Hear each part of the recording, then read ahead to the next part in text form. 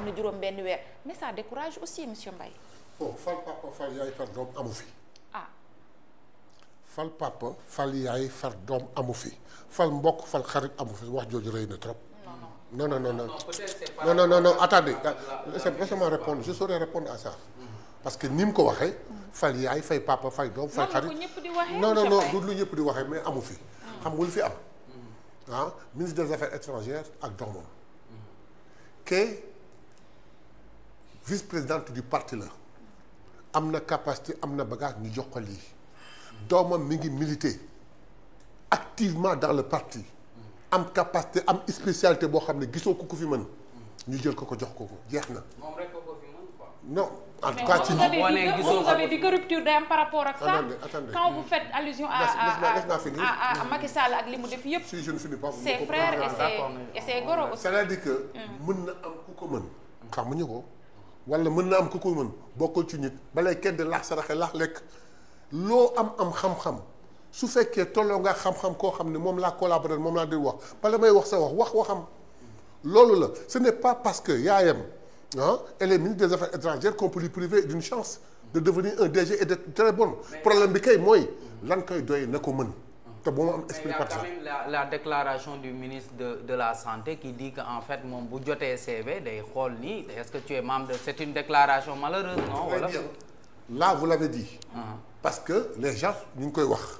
mais pourquoi bu jëloo la déclaration du ministre qui dit que ils ont coupé et collé je n'ai jamais dit ça il l'a nié lu tax jël leen loolu. non mais il s'est expliqué par rapport à sa déclaration. Justement mais ça que quand tu reviens à l'accusation sans parler de sa réaction.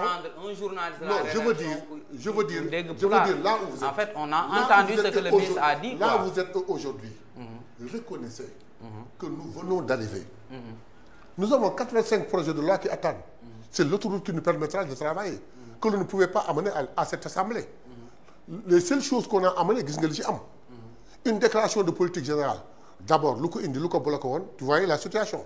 Revenons à ça, ce n'est pas nous qui ne voulions pas. En fait, elle vous a posé une question par rapport à l'espoir que vous avez suscité. Très bien, il y a plus important. En fait, quand vous suscitez un espoir. Je réponds à sa question et je reviens au sujet. Moi, je suis de l'étranger, je suis un Sénégalais qui vit à l'étranger. J'entends dire que Pastef va privilégier en fait les appels à candidature, la ñu wax. Je me dis non, je vais voter pour Pastef. Il y a beaucoup de gens qui disent ça. Léegi bon.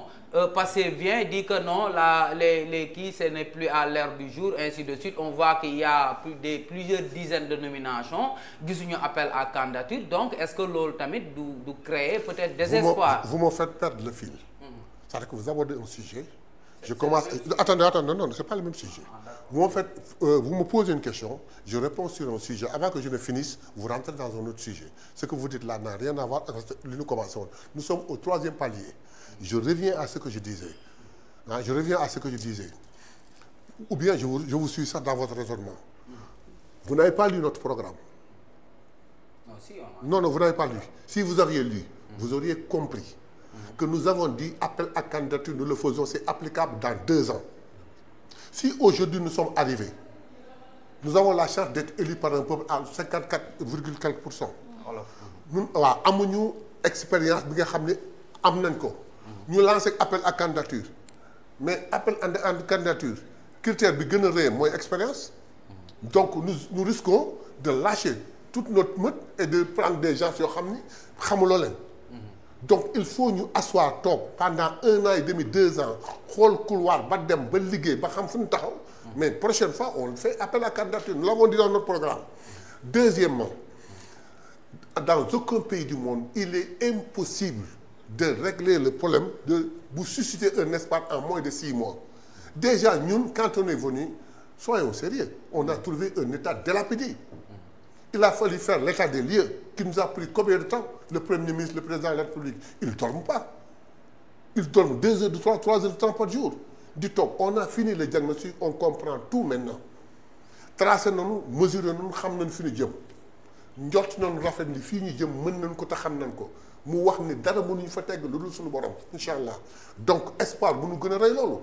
Ensuite bu dul loolu sax li fi feeñ pétrole tout de tas de choses nañ dem qu'est-ce que nous avons fait qui puisse broyer l'espoir des gosses non.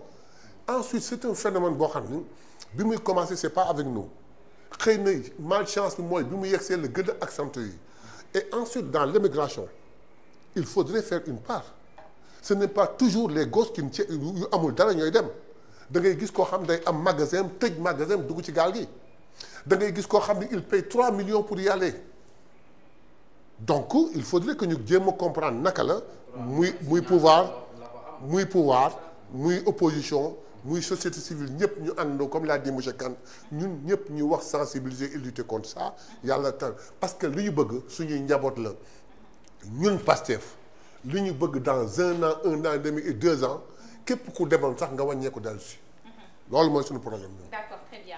Alors ñu dugg kon ci beneen sujet bi beneen sujet mën naa cee ñëw di ci wax ak moom parce que désespoir yi sax bokk na ci ce que a fait port DG port bu Ndakaaru yéeg rek dàq ñu bari xale yi dañu amatul yaakaar mais yàlla baax na dinañ ci ñëwaat dinañ ci ñëwaat. Non, vous ne pouvez pas passer comme ça. Vous l'avez dit, il faut que je réponde. Waly Diouf Bodian. dama ci non attends comme vous l'avez dit il faudrait que ñu wax ko parce que les téléspectateurs ont besoin de comprendre. loolu expliquer ngeen ko une vingtaine de fois. mais pourquoi nga waxaat ko kon. non boo def ci bopp rek non du moment que tu l'as dit il faut que je l'explique. port tout le monde sait que port la fa nekkoon amul DG bu ñëw indi sa waa kër dugal fa bo dafa demoon ba nga xam masse salariale am attanatu ko Waly dàqul kenn xam nga lu mu def. dafa jërëjëf contrat arrivé à terme renouvelé wu ko.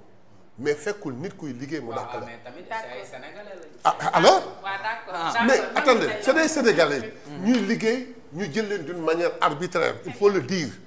ñu dem mënuloo leen dàq mais seen contrat jeex na ils vont aller chercher autre chose. mais au moins pour sauver le port il fallait le faire. Aujourd'hui le port est en train de souffler. D'accord, très bien. Alors aujourd'hui nu mu tudd sax Omar ñoom ñi ngi maintenir leur position pour dem ñoom kese ci élection yi am na nag ñoo xamante ni ñu ngi nekk à côté vraiment di organiser wu et cetera on l'a dit hier mais est-ce que mën nga si ñëwaat tuuti rek pour que ñu may ko moom mu souffler daal di si bàyyi tamit monsieur Kane mu lii ci parce que nag parti au pouvoir la quand même. waaw parti au pouvoir la.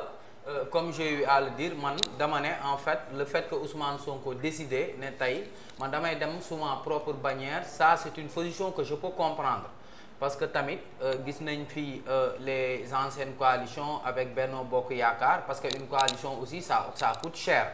tey ji bu fekkee ni yor nga da nga dem en coalition leader bële boo paree tu seras obligé peut-être leader bi foog ma jox ko lii wala ainsi de suite parce que ce sont des problèmes qui risquent de se créer léegi nag bon ça permet de faire revivre Pastef parce que tey ji bon da ngay dégg ni au niveau de Pastef il y avait une réunion dans les différentes coordinations